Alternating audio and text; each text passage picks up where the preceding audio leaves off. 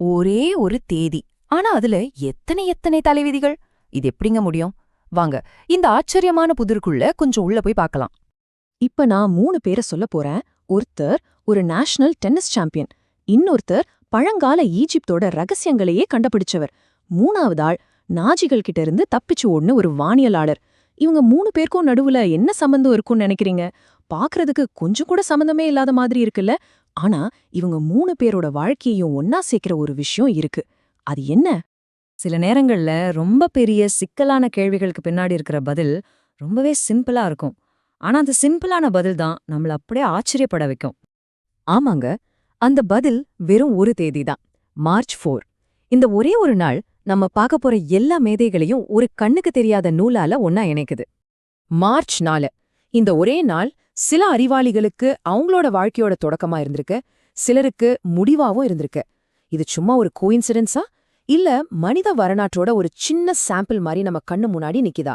வாங்க, ஒரே ஒரு நாள் எப்படி ஒரு முழு சரித்திரத்தோட சுருக்கமா இருக்க முடியும்னு பார்க்கலாம். முதல்ல இந்த 3 பேரு யாருன்னு பாத்திரலாம். மார்ச் 4 அன்னைக்கு பிறந்தவர் தான் கில்பர்ட் ஹண்ட். அதே மார்ச் 4ல 2 பேர் இறந்திருக்காங்க. ஒருத்தர் எஜிப்தோட ரகசியங்களை உலகத்துக்கு சொன்ன ஷாம்போலியன், இன்னொருத்தர் நாஜிகள் கிட்ட இருந்து தப்பிச்ச வானியலாளர் ஹெர்மன் புரூக். பிறப்பும் இறப்பும் ஒரே நாள்ல சந்திக்கிற இந்த சுவாரஸ்யமான கதைகளை தான் நாம இப்ப பார்க்க போறோம். மேதைகள்னா உடனே நமக்கு ஞாபகம் வர்றது என்ன? கரும்பலகை, கணக்கு, புத்தகம், இதுதானே. ஆனா அது மட்டும் இல்ல, அவங்க வாழ்க்கையில நாம சுத்தமா எதிர்பார்க்காத பல பக்கங்களும் இருக்கு.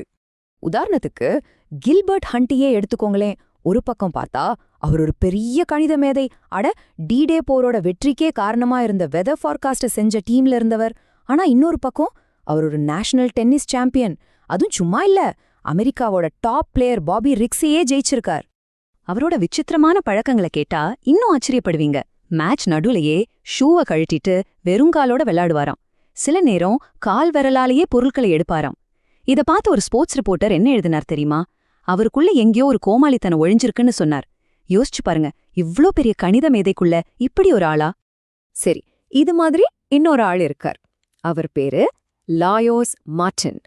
அவரும் ஒரு கணிதவியலாளர் தான், இன்ஜினியரும் கூட. ஆனா அதுக்கும் மேல அவர் ஒரு புரட்சியாளர். 1848ல ஹங்கேரியில நடந்த புரட்சியில பீரங்கி படையில வேலை செஞ்சிருக்கார். புரட்சியெல்லாம் முடிஞ்சதுக்கு அப்புறம் அவர் ஏரோடைனமிக்ஸ்ல ஒரு முன்னோடியா மாறினார். 1872ல நல்ல ஞாபகம் வச்சுக்கோங்க, விமானங்கள் கண்டுபிடிக்கிறதுக்கு 30 வருஷத்துக்கு முன்னாடியே அவர் விமான போக்குவரத்தோட எதிர்காலத்தை பத்தி கணிச்சிருக்கார். ரயில் போக்குவரத்து குறையும், வான்வழி பயணங்களுக்காக புதுசா சர்வதேச ஒப்பந்தங்கள் எல்லாம் வரும்னு அப்பவே சொல்லியிருக்கார். என்ன ஒரு தீர்க்க தரிசனம் பாருங்க. இந்த மேதைகளோட வாழ்க்கை அவங்களோட திறமையால மட்டும் உருவாகல, அவங்கள சுத்தி நடந்த பெரிய பெரிய வரலாற்று நிகழ்வுகளும் அவங்கள வடிவமைச்சிருக்கு. வானியலாளர் ஹெர்மன் புரூக்கோட கதையை கேட்டா புரியும். ஜெர்மனில PhD வாங்குறார். நாஜிகள் ஆட்சிக்கு வந்ததும் உயிருக்கு பயந்து தப்பி ஓடுறார். இங்கிலாந்துல தஞ்சம் புகுந்தா 2வது உலகப் போர் ஆரம்பிச்சதும் எதிரி நாட்டு ஆள்னு சொல்லி அவரை ஜெயில போட்டுட்டாங்க. ஆனா இவ்ளோ போராட்டத்துக்கு பிறகும் அவரோட திறமை மங்கல.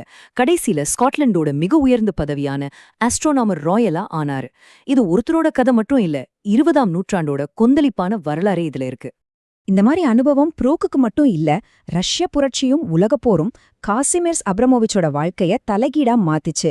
நம்ம முன்னாடியே பார்த்த லாயர்ஸ் மார்டின் புரட்சியில கலந்துகிட்டதுக்காக ஜெயிலுக்கு போனாரு. அதுக்கப்புறம் பாருங்க, எந்த படைக்கு எதிரா சண்டை போட்டாரோ அதே ஆஸ்திரிய ராணுவத்துல வேலை செய்ய வேண்டிய கட்டாயம். வரலாறு எப்படி அறிவியலையும் விஞ்ஞானிகளையும் பாதிக்குது பாருங்க. அடுத்துதான் நாம பார்க்க போறது வரலாற்றோட மிகப்பெரிய புதிர்கள்ல ஒன்னு அவிழ்த்த ஒரு கோட் பிரேக்கரோட கதை. அவர்தான் ஜீன் பிரான்சுவா ஷாம்போலியன். அவர் தீர்த்த புதிர் ரோசெட்டா கல். ஷாம்போலியனுக்கு எஜிப்தோட அந்த சித்திர எழுத்துக்களான ஹைரோகிளிப்ஸை படிக்கிறது ஒரு வாழ்நாள் கனவு. அதுக்கான சாவி பழைய எகிப்திய மொழியோட தொடர்ச்சியான காப்டிக் மொழியில தான் இருக்குன்னு உறுதியா நம்பினாரு.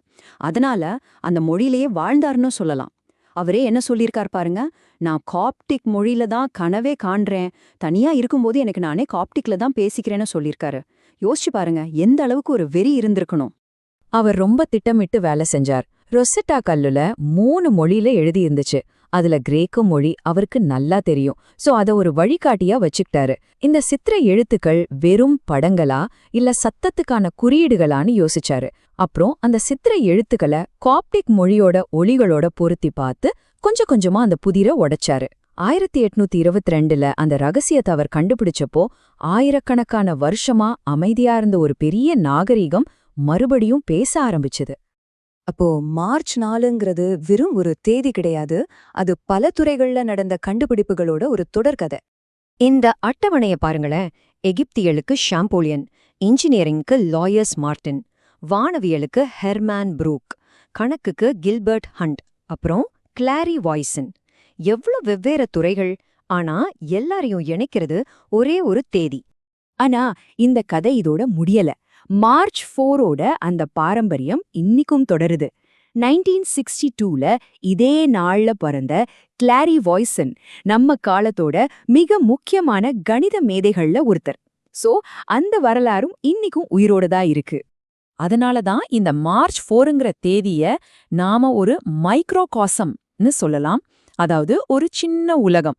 மனித வரலாறோட பரந்த தன்மை, அதோட போராட்டங்கள், கண்டுபிடிப்புகள், விசித்திரங்கள்னு எல்லாத்தையும் இந்த ஒரே நாள் சுருக்கமா நமக்கு காட்டுது. இதிலிருந்து நாம தெரிஞ்சுக்க வேண்டியது ஒன்னே ஒண்ணுதான். அறிவியலுங்கிறது வெறும் நம்பர்ஸோ ஃபார்முலாவோ கிடையாது. அதுக்கு பின்னாடி கில்பர்ட் ஹண்ட் மாதிரி சில விசித்திரமான ஆட்கள், ஷாம்போலியன் மாதிரி தீராத வெறி கொண்டவங்க, ஹெர்மன் ப்ரூக் மாதிரி ஏகப்பட்ட போராட்டங்களை சந்திச்ச மனுஷங்களோட கதைகள் இருக்கு. யோசிச்சு பாருங்க, இந்த ஒரு மார்ச் 4ஆம் தேதியிலேயே இவ்ளோ கதைகள் இருக்குன்னா, சாதாரணமா தெரியற மத்த தேதிகள்ல எவ்ளோ ஆச்சரியங்கள் ஒளிஞ்சிருக்கும். ஒருவேளை உங்க பிறந்த தேதியில கூட என்னென்ன சுவாரஸ்யமான கதைகள் மறைஞ்சிருக்கலாம்னு நீங்க எப்பவாவது யோசிச்சு பார்த்திருக்கீங்களா?